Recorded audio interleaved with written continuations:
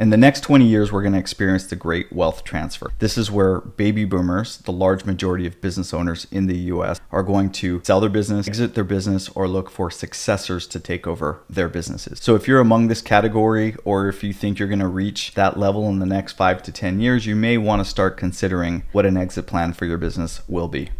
Now remember, you can't run your business indefinitely. I'll link a video that I did last week called the 5 Ds Why Businesses Dissolve. But as a brief recap, most businesses think about the exit plan when it's far too late. And it's because of one of these 5 Ds that the business will eventually dissolve: death, divorce, disease, dysfunction, or distance. One of these will typically take the business owner that was unprepared out of the game. So in this video, we're going to talk about how to get yourself in the right mindset to really think about your exit plan well in advance of any of the 5 Ds coming for you. This way you can be proactive about your financial future and with the future of your business. Just like anything else, it's best to get out when you're on a high. When the business is doing great, the business is rocking, the revenues are up, the net profit is up, the team is happy, the partners are happy, the customers and suppliers are happy. This is a highly valuable business that has an upward trajectory. Buyers will look at businesses like this and say, that's something I would love to add to my portfolio. That's something I'd like to buy and run. There's a lot that can be done with a business that's in a really good light. Conversely, when the business is starting to crumble and the revenues are down and the morale is down and there's a bad name in the industry, typically what happens is there's a fire sale. The business owner says, I just need to get out. This thing isn't worth much. And then buyers will come in and just kind of pick up the pieces and,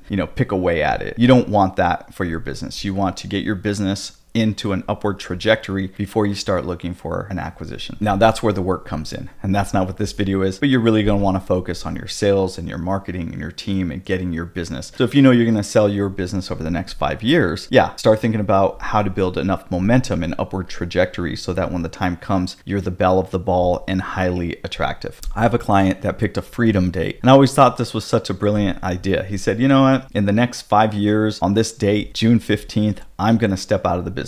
Well, he had the wherewithal to know that in 5 years, he wanted to step out of the business. And that allowed him to spend every waking hour building and increasing the value of the business over 5 years, getting it prepared and structured so that when his freedom date comes along, or did come along, his business was well prepared and he was able to actually meet his target date, more or less. So that's a success story. More often than not, we have stories of business owners that were suffering from one of the 5 Ds. Maybe there was a divorce or a disease or a death, and all of a sudden they need to get out of the business quickly. I recommend that you pick a freedom date for yourself and say, whether or not I intend to sell the business at this point, I'm going to act as if I am going to sell the business at that point. And therefore that allows me, and it informs me of what I need to do inside of the business to get my business prepared and ready to be lucrative and highly valuable in the marketplace. And look, if you get there and you decide you don't want to sell the business, you're going to be better off for it anyways, because the business is going to have increased revenue, a good market position, happy employees, the works. Now, when you're thinking about selling your business, you have to ask yourself, what does that look like? Am I prepared to maybe stay in the business for 2 to 3 years for an earn-out scenario where you sell a portion of your shares over, let's say, the next 2 to 3 years and you earn a paycheck inside of the business and your job is to keep the revenues up? Is that appealing to you? Do you want to just have a clean break and sell 100% of your business on one day and then you're out? What does it look like for you? So you want to ask yourself those questions. Are you comfortable with golden handcuffs, or you just want a clean break? You got to know this, because when the time comes to sell your business, these are the questions that are going to be asked. Next, do you know the business value, the valuation of your company? Do you even know how to go about valuing your business? You may have some assumptions of how to value it, but have you had a third party come in, or a professional business broker or business valuator come in and say that we think your business is worth X?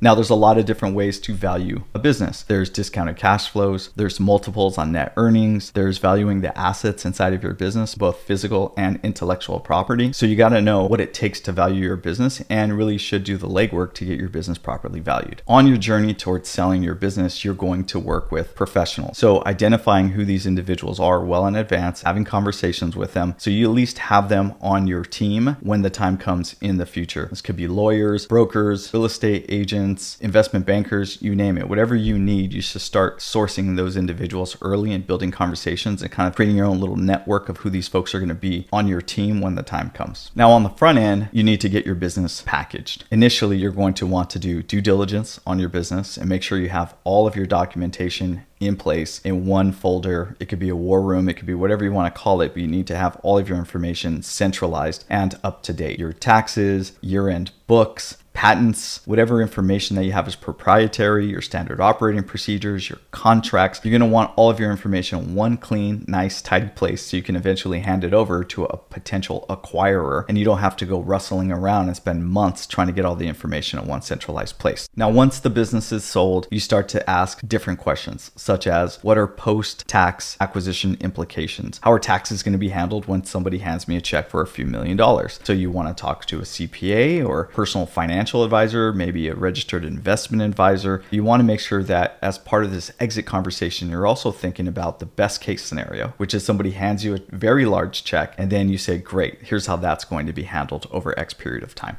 So if you are considering a sale, you want to do everything in your power to increase the value of this asset. Invest in technology, invest in talent, invest in marketing and sales and branding and awareness. Make sure you have good customer diversification. Do everything inside of your power to get this thing really valuable so when the time for an exit comes, you can feel proud. And not only proud, but have the actual information that you know what this business is worth, and you have all your information centralized in one place so you can feel confident to go into the market and solidify an acquisition. Again, most business owners simply think about this far too late. They are forced into an exit or an acquisition, or worst case scenario, they just simply have to shutter the doors and lose the entire value of the asset that had been created over years. Now, this video is not touching upon succession planning, which has very similar processes, but there are very specific nuances that are different from a full-blown exit, sale of your business, or passing the business off to, let's say, a manager, an employee, or a family member. So I'll most likely create an additional video on succession planning, but make sure that you do check out the video on the 5 Ds, why businesses dissolve. I'll put the link here down below. And if you have additional questions about exit planning, if you need support as you're going through the process of even considering an exit, or you want a third-party outside perspective, maybe you want to understand the value of your business or post-sale tax implications, let us know. Leave comments below. If you want to hear more information on this topic or other topics similar to it, please again leave comments down below, like, subscribe,